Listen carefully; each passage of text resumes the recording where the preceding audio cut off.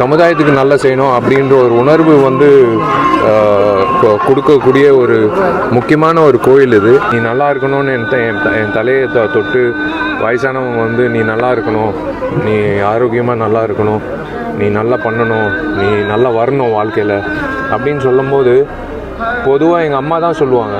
இது வந்து யாருன்னே தெரியாது, நிறைய பெரியவங்க வந்து சொல்லும் போது இது எனக்கு கிடைச்ச பாக்கியம் தான் நான் சொல்ல முடியும்.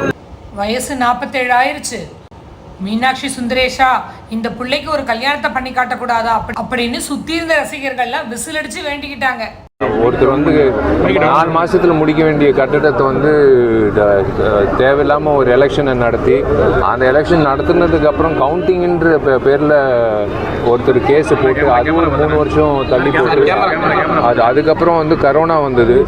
இதெல்லாம் பார்க்கும்போது 9 வருஷம் கடந்து போயிடுச்சு.